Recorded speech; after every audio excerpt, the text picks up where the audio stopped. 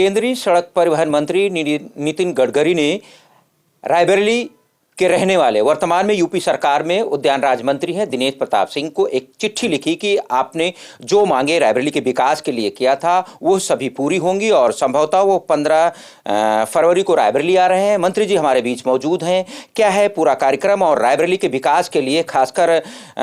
जो जिस प्रकार से केंद्रीय मंत्री ने बहुत सारा बजट भेजा है, बजट क्या है हम बात करने की कोशिश करेंगे। मंत्री जी,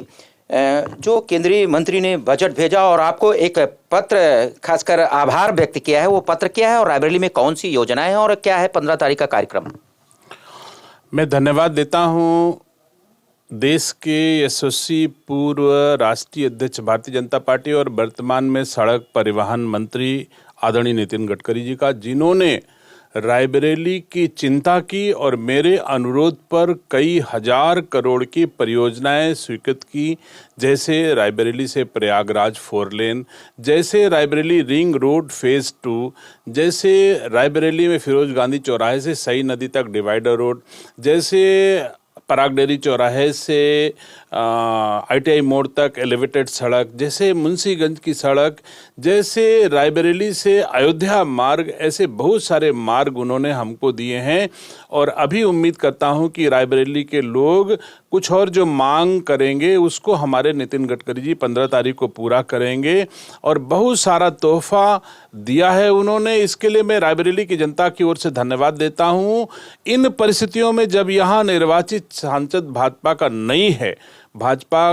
का सांसद नहीं चुना गया, तो भी हमारी भारतीय जनता पार्टी की मोदी सरकार के द्वारा रायबरेली के लिए इतना कुछ दिया जाना, ये साफ संकेत करता है कि हमारी पार्टी की सरकार, मोदी सरकार, योगी सरकार सबका साथ, सबके विकास पर विश्वास करती है। इसी दृष्टिकोण को अपनाते हुए उन्होंने रायबरेली जनपद को बहुत सारा तोहफा मेरे आग्रह पर दिया है। और अब तक 2 बार नितिन गडकरी जी का कार्यक्रम रायबरेली लग चुका था, कतिपय कारणों से उनका कैंसिल हो जा रहा था बार बार, और इस बार वो 15 तारीख को फाइनली आ रहे हैं। बहुत सारी सड़कों का शिलान्यास करेंगे, बहुत सारी सड़कों का लोकार्पण करेंगे और वो अपने विचारों से रायबरेली जनपद वासियों को, भारतीय जनता पार्टी के कार्यकर्ताओं को, सबको संबोधित करेंगे, जो एक नई ऊर्जा का संचार होगा। और रायबरेली में फिर से 2024 के चुनाव में कमल खिलेगा, जो देश के यशस्वी प्रधानमंत्री जी को फिर से प्रधानमंत्री बनाने का काम आएगा। मंत्री जी आप भी मौजूद थे और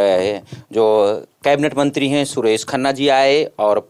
कह सकते हैं कि आज से रायबरेली में बिगुल तो बहुत पहले से बजा, लेकिन जो रायबरेली लोकसभा सीट के लिए पार्टी की ओर से केंद्रीय चुनाव कार्यालय खुल गया है और बैठक हुई। खासकर इस बार जो दावा आपकी पार्टी करती है कि यूपी की 80 सीटों में 80 हम जीतेंगे, उनमें रायबरेली भी है, तो क्या रणनीति है कि इस बार रायबरेली में कमल खिले?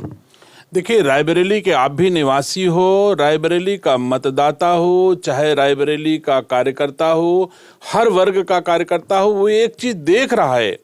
कि चुनाव 10 बरस से 2014 से 2019, 2019 से 2024, 10 वर्षों में यहाँ के निर्वाचित सांसद कभी रायबरेली लौटकर नहीं आई। और हारे हुए लोकसभा क्षेत्र को भी सजाने संवारने का काम हमारी भारतीय जनता पार्टी की सरकार कर रही है। लगातार श्रम कर रही है, परिश्रम कर रही है, लोगों की चौखट पे जा रही है, अनुनय विनय कर रही है भारतीय जनता पार्टी को वोट देने के लिए। लाभार्थी जिसको किसी न किसी रूप में सेवा की हमारी सरकारों ने, उनकी चौखट पे जा रही है। तो एक चुनाव में जो भी प्रक्रिया होती है, उस प्रक्रिया को भारतीय जनता पार्टी का कार्यकर्ता, नेता लगातार पूरा कर रहा है। कौन मतदाताओं की चौखट पे है वोट पाने के लिए, कौन मतदाताओं का महत्व समझ रहा है, ये भारतीय जनता पार्टी, ये रायबरेली के लोग भली भांति देख रहे हैं। और एक पार्टी ऐसी है जिसकी नेता ये मानती हैं कि मैं दिल्ली से आऊंगी और वोट लूंगी और फिर से सांसद बनके चली जाऊंगी, तो शायद ये सपना अब दूर की कौड़ी साबित होगा। रायबरेली के लोगों ने देख लिया है कि जो हमारे गांव गलियों में सेवा करता दिखाई पड़ता है, जो भारतीय जनता पार्टी के कार्यकर्ता लगातार सेवा कर रहे हैं, भारत की सरकार और उत्तर प्रदेश सरकार लगातार सेवा कर रही है, इस आधार पर भारतीय जनता पार्टी को चुना जाएगा। और मैं उम्मीद करता हूं कि इस बार कांग्रेस हारेगी। कुल मिलाकर मंत्री जी ने कहा है कि जिस प्रकार से डबल इंजन की सरकार बिना भेदभाव के, जबकि उनका यहाँ सांसद नहीं, उसके बावजूद भी केंद्र सरकार की योजनाएं हो या यूपी सरकार की, करोड़ों की सौगात रायबरेली वासियों को दी जा रही है। और ये सब एक आकलन किया जा रहा है कि इस बार रायबरेली में जो है खासकर जो बीजेपी चाहती है कि रायबरेली में कमल खिलेगा, उसके सारे प्रयास किए जा रहे हैं। हालांकि यह रायबरेली के वोटरों के